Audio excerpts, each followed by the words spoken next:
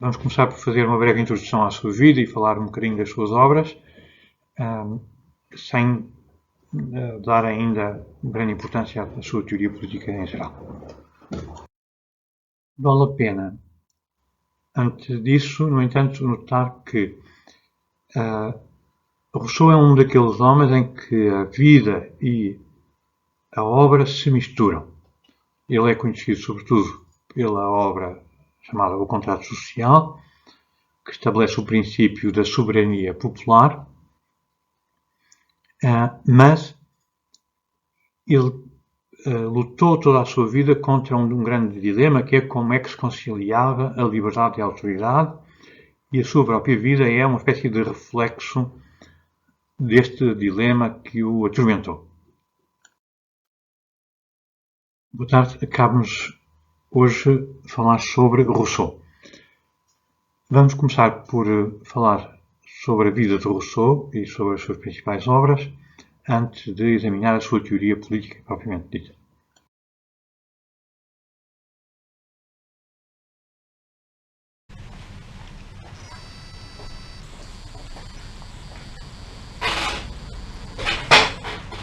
Hoje vamos falar de Jean-Jacques Rousseau.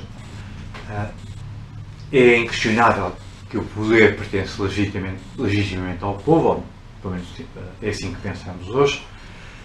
Ninguém já duvida da soberania popular, quer dizer, os outros títulos que no passado as pessoas reivindicavam como justificando, em última instância, o poder de governar. Por exemplo, os antigos apelavam à providência divina, ou à sabedoria, ou à natureza do homem. E estes títulos de legitimidade foram hoje abandonados. Com efeito, este abandono recua, pelo menos à ilustração, ou também chamado às vezes iluminismo, é um movimento científico, não só científico, mas literário, artístico, etc., que dominou o mundo das ideias europeias durante o século XVIII e que não era homogéneo, mas era uma espécie de associação informal de homens de letras, de intelectuais, diríamos hoje, que eram conhecidos como les philosophes, entre os quais destacam-se nomes como Voltaire, D'Alembert, Diderot, Montesquieu, que se torna pública, digamos assim, se manifesta publicamente num projeto, o projeto de reunir uma súmula de todo o saber na enciclopédia. A enciclopédia é uma obra colossal, publicada entre 1751 e 1772, em 35 grossos volumes, e que conta com a colaboração de mais de 150 cientistas e filósofos. Não há ainda separação entre ciência e filosofia. No entanto, o movimento espalha-se não só por toda a França, mas muito para além da França. Floresce na Escócia, onde está associado a nomes como Francis Hutcheson, Adam Smith, David Hume, Thomas Reid, e na Alemanha tem o nome Aufklärung, ao qual pertencem Christian Wolff, Moses Mendelssohn, Lessing, e depois, já na fase crítica, na fase terminal, Immanuel Kant. O século é às vezes chamado século das luzes, século da filosofia, que é um período de euforia, de confiança extrema na razão, no progresso, na ciência. Começa essa euforia, esse entusiasmo, começa grosso modo a partir de 1715 e morre na viragem para o século XIX, à volta de 1800, com o fracasso, ou pelo menos o desencanto com a Revolução Francesa, que tinha sido inspirada nesta euforia, nesta confiança no progresso e na razão, e se percebe que estas coisas podem correr muito mal. Apesar da diversidade de ideias e de tendências, vagamente aglutinada em volta de ideias como a liberdade, ou o progresso, a ilustração define-se por uma mudança mais profunda, por uma convicção profunda, fundamental, que ainda hoje partilhamos. O progresso da ciência e do saber parece-lhes, e parece-nos ainda a nós, levará gradualmente ao progresso moral da humanidade.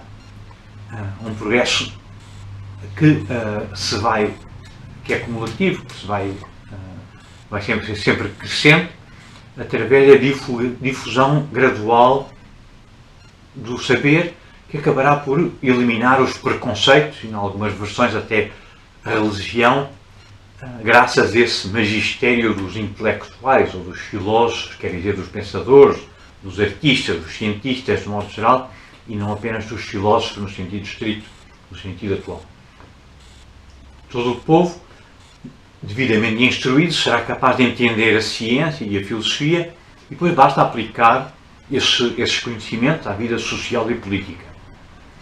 De tal maneira que hoje pensamos que a retórica, que para os antigos e para os medievais, na Idade Média fazia parte do currículo universitário, acabará por tornar-se desnecessário. Já deixa de ser necessário convencer o povo, ou convencer a maior parte das pessoas de uma certa teoria. As pessoas passam a tornar-se instruídas na ciência, instruídas na filosofia, instruídas na arte, e, portanto, a ideia de que é necessário persuadi-los é até um bocadinho suspeito. Não é?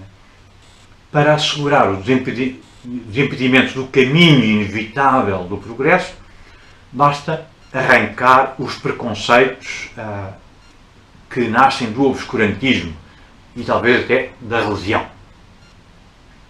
Por isso, embora provisoriamente as novas políticas esclarecidas no século XVIII, depois até no século XIX e no século XX, tenham que ser confiadas a um déspota benevolente, a longo prazo parece lógico que a soberania pertence ao povo.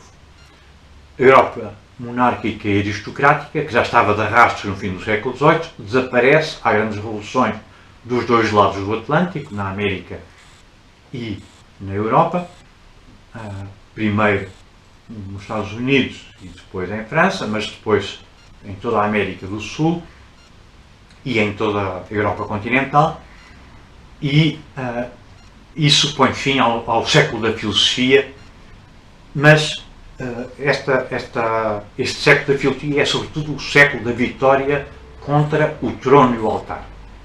Este mundo novo é agora povoado por indivíduos livres e iguais, dotados de direitos inalienáveis, como Hobbes e sobretudo Locke tinham proposto, e estes indivíduos já não reconhecem nenhuma autoridade senão a sua própria razão. Mas se hoje subscrevemos sem hesitação a ideia de soberania popular, não deixamos de pensar ao mesmo tempo que a existência e a forma das instituições políticas, quer dizer, o governo, não são propriamente naturais. Implicam alguma coisa de antinatural, o uso da força, ou talvez um poder mais subtil do que a violência e que nos repugna. O governo é uma coisa artificial e não pertence às tendências naturais do homem. Devido às convenções asfixiantes da sociedade, do governo, das leis, talvez até só à asfixia de um ethos, de uma atmosfera aburguesada, o homem não é verdadeiramente livre em nenhuma sociedade. Como Rousseau muito declara, muitos antes dele, em especial Hobbes e Locke, tinham procurado o homem no seu estado natural, mas não tinham nunca verdadeiramente encontrado esse homem natural.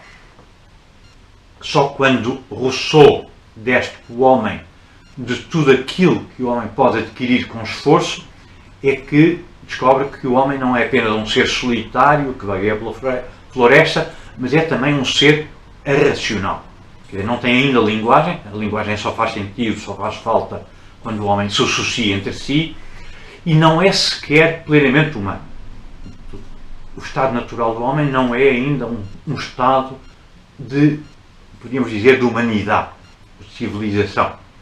É um ser, pelo contrário, pré-humano, sub-humano, que parece possuir uma ilimitada perfectibilidade. Quer dizer, é infinitamente maleável, pode ser moldado pelas leis, pelos costumes.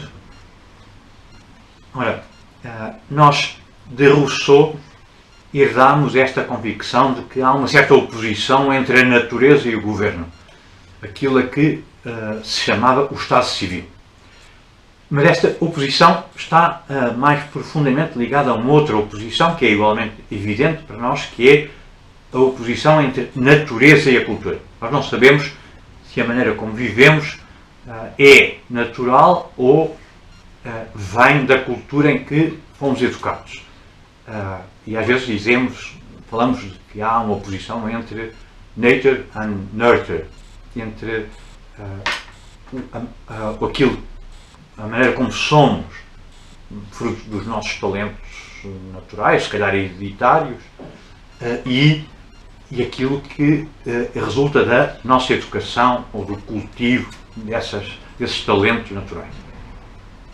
Mas, portanto, há dois poderes, duas forças aqui em jogo que definem a maneira como nós somos. A natureza, como é retratada a partir de Rousseau e como nós a pensamos hoje, portanto, já não pode ser o padrão para o comportamento social e político, é apenas, quando muito, um dos fatores e, provavelmente, não o mais importante. Como é que se dá esta ruptura entre natureza e cultura, entre nature and nurture? Para isso temos que contar com a contribuição de Rousseau.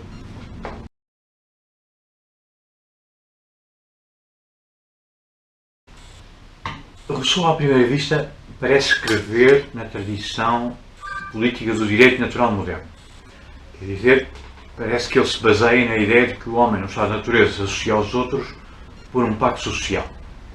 A sua obra mais famosa é o Contrato Social, mas no Contrato Social ele comenta, e às vezes até parece que está só a resumir o que os seus predecessores, Hugo Grotius, John Locke, Montesquieu, tinham dito antes, ninguém mencionou, claro, de tal maneira que alguns sugeriram que, embora Rousseau tivesse escrito de maneira tão impetuosa, tão bela, que tivesse posto o mundo em fogo, que teria acrescentado pouco do original. A sua obra representa, em qualquer caso, o primeiro momento de afastamento do ideal das luzes de que tinha partido. Este distanciamento gera ainda hoje infinitas discussões sobre se é preferível considerá-lo o último dos filósofos ou o primeiro dos românticos. Na verdade, um pré-romântico, porque ele precede pelo menos meio século o apogeu dos românticos alemães e ingleses. Rousseau, com efeito, procede a uma crítica demolidora das teses dos seus predecessores modernos. O Contrato Social é escrito como uma negação, uma contestação das teorias dos seus antecessores. Embora os mesmos conceitos, ele nega que tudo o que eles disseram antes tenha força.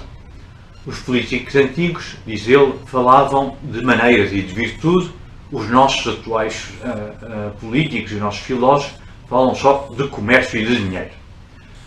Rousseau protesta, portanto, em nome da virtude genuína das repúblicas clássicas, das repúblicas antigas, tanto contra os seus tacanhos predecessores, que acabaram de escrever, como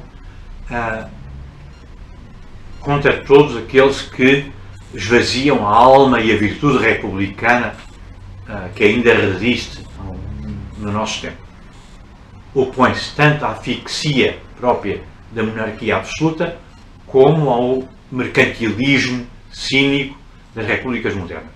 Dele herdamos não só a doutrina da soberania popular, mas uma espécie de antropologia do homem no estado de natureza, uma espécie de etnologia do que é que seriam as tribos primitivas.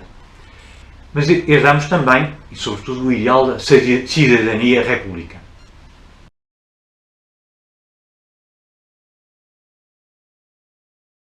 Jean-Jacques Rousseau nasce em Genebra em 1712, é filho de um relojoeiro chamado Isaac Rousseau e de Suzanne Bernard, que morre logo após o parto, de maneira que Rousseau é criado pelo pai até aos 10 anos de idade. Genebra, a cidade em que ele nasce nesta altura, era uma cidade calvinista independente dentro da República Helvética. Nesta cidade apenas uma minoria dos habitantes gozava dos privilégios da cidadania mas por sorte Rousseau herda do pai o estatuto de cidadão. De acordo com o relato do próprio Rousseau, o seu pai encoraja ou fomenta o seu patriotismo republicano e encoraja-o também a ler os textos clássicos, como por exemplo As Vidas Paralelas de Plutarco. Quando o seu pai foge da cidade para evitar a prisão, a educação do jovem Jean-Jacques, então com 10 anos, é confiada ao pastor protestante de uma povoação na vizinhança de Genebra e depois é enviado, como era então habitual, para estudar um ofício como aprendiz de gravador. Mas, ao cumprir os 16 anos de idade, Rousseau encontra-se sob a proteção de uma nobre católica convertida do protestantismo, Françoise Louise de Latour, a baronesa de Valence, e esta enviou até Turim. Durante a estadia em Turim, converte ao catolicismo e trabalha aí como criado doméstico, faz parte da sua educação, ajudar na casa, mas depois do batismo começa os preparativos para o sacerdócio, que rapidamente abandona e acaba por preferir tornar-se músico e dedica-se a fazer cópias de pautas de música e a ser professor de música. Em 1731, terminada a sua educação, digamos assim, quando tem 19 anos, regressa à propriedade da sua benfeitora e, por uma das muitas reviravoltas da sua vida, acaba por tornar-se o amante da sua benfeitora, ao mesmo tempo que é o administrador da propriedade desta em Chambéry, mantendo uma ligação com ela durante quase 10 anos. Quando por fim a ligação termina, muda-se para Lyon, em volta de 1740, e assume o cargo de tutor pela primeira vez, contactando com os filósofos, em especial com dois deles, com Dillac e d'Alembert, que estão a trabalhar na enciclopédia. Em 1742 vai até Paris para apresentar à Academia Francesa um plano para fazer anotações musicais com uma base numérica, uma base matemática. Esse plano é rejeitado pela Academia, mas é a altura em que ele conhece Diderot, outro filósofo e grande figura do iluminismo francês, e ele, a partir daí, mantém-se num contacto mais ou menos ininterrupto com todos estes pensadores e publica mesmo o seu terceiro discurso na enciclopédia de Diderot e de d'Alembert. Em 1744, após um brevíssimo período como secretário do embaixador francês em Veneza, Rousseau estabelece definitivamente em Paris, onde continua a trabalhar em música e começa a escrever contribuições para a nova enciclopédia.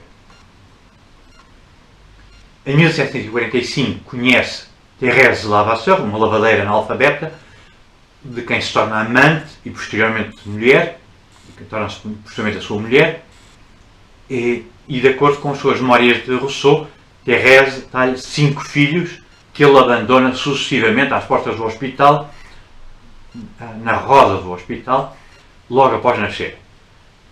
O abandono dos próprios filhos, que é confessado publicamente por Rousseau, é motivo para ser atacado por Voltaire na altura em que ele se afasta do iluminismo.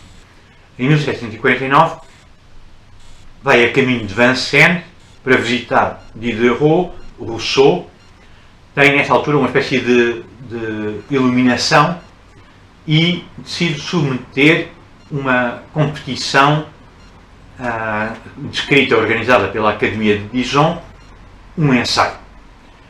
A questão era posta a prémio pela Academia e a questão era saber se o desenvolvimento das artes e das ciências melhorava ou corrompia a moral pública. A convicção da Academia no seu conjunto era que as artes e as letras só podiam ser boas. Era esse o pressuposto do iluminismo. Quanto mais instruído fosse o povo, melhor. Rousseau diz mais tarde que teve uma espécie de epifania no caminho de Vincennes, uma iluminação, que engloba o cerne da sua visão do mundo, quer dizer, a ideia de que a humanidade é boa por natureza, mas que é corrompida pela sociedade. O trabalho apresentado ao concurso por Rousseau, o chamado primeiro discurso, ou discurso sobre as ciências e as artes, ganha o prémio e é publicado em 1750, tornando-o mais ou menos famoso e provocando uma série de respostas às quais ele, por sua vez, replica. Nos anos de 1752 e 1753, continua interessado em música e compõe até uma ópera, O Adivinho da Aldeia, que é um sucesso, e participa no debate entre as músicas francesa e italiana através de uma carta sobre a música francesa, e também escreve um ensaio sobre a origem das línguas que nunca chegou a ser publicado em vida. A conversão de Rousseau ao catolicismo cria um problema. É que é impossível ele herdar o estatuto do pai, quando o pai morre, o estatuto de cidadão de Genebra. Portanto, Rousseau, cujas convicções nunca tinham sido muito firmes, em 1754 recupera o direito à cidadania, renegando a fé católica e convertendo-se novamente ao calvinismo. No ano seguinte, submete o seu segundo discurso, o discurso sobre a origem da desigualdade entre os homens. Tenta novamente ganhar o prémio da Academia de Dijon, mas desta vez não consegue o prémio, mas consegue, pelo menos, que o trabalho seja publicado quase logo a seguir. Este texto, tal conhecido como o segundo discurso, granjeou menos fama que o primeiro, mas é muito mais importante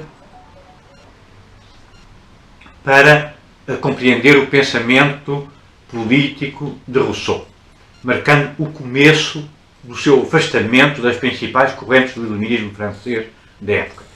Esse distanciamento em relação aos outros filósofos passa a ser do conhecimento público em 1568, quando ele escreve uma carta aberta a D'Alembert sobre os espetáculos, onde ele defende que o teatro enfraquece a ligação das pessoas à vida cívica. É corolário do que eu já tinha escrito antes no primeiro discurso, que é a ideia de que nem sempre as letras são boas, pelo contrário, as letras tendem a prejudicar, a instrução às vezes prejudica o civismo, a virtude republicana. Os 10 anos que seguem à publicação do segundo discurso, em 1755, foram muitíssimo produtivos. Ele retira-se de Paris e, sobre o mecenato de Madame d'Epiphanie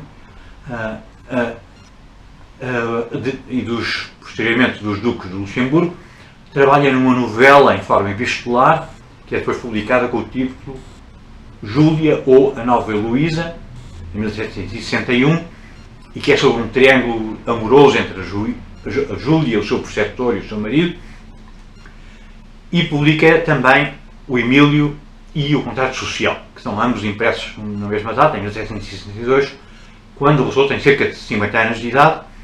Infelizmente para Rousseau, a publicação destes trabalhos leva a uma condenação pública em Paris e mesmo ao repúdio das obras em Genebra por heterodoxia religiosa, o que faz com que ele decida renunciar à cidadania de Genebra em 1763.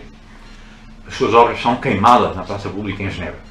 É forçado a fugir para a Suíça e posteriormente para a Inglaterra, onde chega por convite de David Hume em 1766.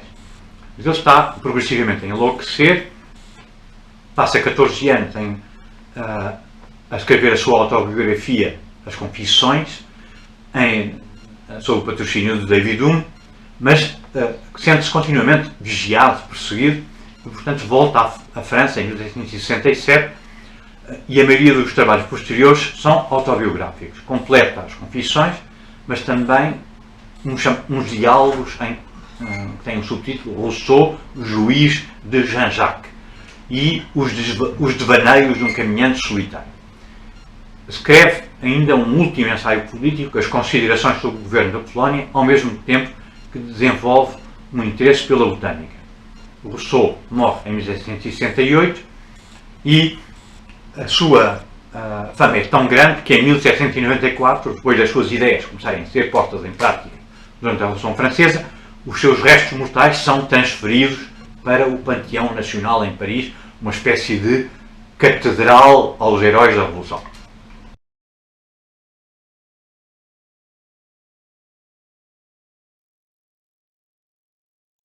Jean-Jacques Rousseau nasce em Genebra em 1712, na viragem para o século XVIII.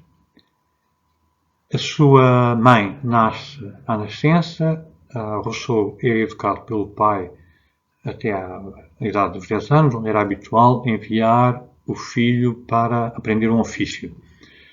Ele é um cidadão de Genebra. Genebra, na altura, é uma cidade independente dentro da República Suíça, e ele, através do pai, tem direito à cidadania, embora este direito acabará por ter consequências mais ou menos conturbadas. Aos 16 anos, ele é posto sob o patronato de um convertido católico da nobreza francesa, Françoise Louise de Latour, baronesa de Warens, que envia Rousseau para Turim. Nesse período, em Itália, ele converte ao catolicismo, com isso perde o direito à cidadania suíça, trabalha como doméstico, portanto, como parte da casa do patrono que o educa, e depois de ser batizado, até começa a preparação para o sacerdócio, mas acaba por abandoná-la rapidamente para se tornar um compositor, um copista de música, um professor de música e até um músico no sentido estrito. Em 1731, quando tem 19 anos, regressa à casa da sua patrona, acaba por se tornar amante dela e gestor da casa durante quase 10 anos. As tropelias cometidas ao longo dessa gestão são mais ou menos famosas. Ele acaba por sair para Lyon para ocupar um lugar de tutor, de educador. Conhece os filósofos, Condillac, D'Alembert e outros. Colabora com Diderot no projeto da enciclopédia e finalmente acaba por conhecer Thérèse Levasseur, uma mulher iletrada e que se torna primeiro sua amante e depois a sua mulher, e do qual tem 5 crianças, mas ele, em cada nascimento, deixa a criança na roda, nas portas do hospital, e presume-se que muitos deles teriam morrido, e é depois disso atacado por Voltaire pela sua indiferença quanto à educação das crianças, e ao mesmo tempo escreve tratados sobre como as crianças devem ser educadas. Então, é acusado basicamente de hipocrisia.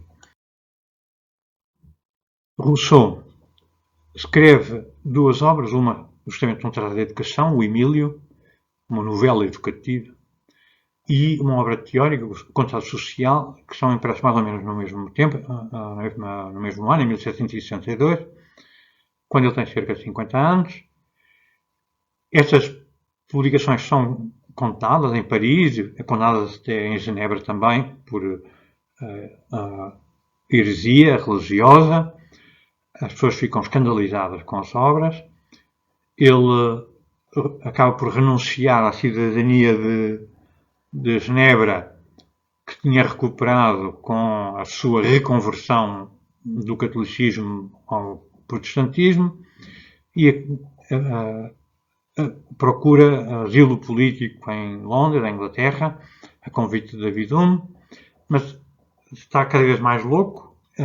Passa 14 meses com Hume, apoiado por Hume, em que escreve uma autobiografia, As Confissões, que são um género em si próprio, porque contam os seus pecados mais macabros, os seus malabarismos, da maneira como roubou na casa do mestre em Turim e acusou falsamente um colega da casa. Portanto, é uma obra assim meio comovente, meio revoltante, e escreve uma série de outros escritos mais ou menos autobiográficos, por exemplo, Diálogos, Rousseau, julga o próprio Jean-Jacques, e Deambulâncias de um sonhador, mas escreva um tratado mais prático que é o Considerações sobre o Governo da Polónia, que revela um bocadinho como o que é que esta teoria política pode representar na prática. Morre em 1978 e lido por toda a gente bem educada. A Revolução Francesa acaba por começar 10 anos depois. Há um período da Revolução Francesa em que se instaura o terror e o responsável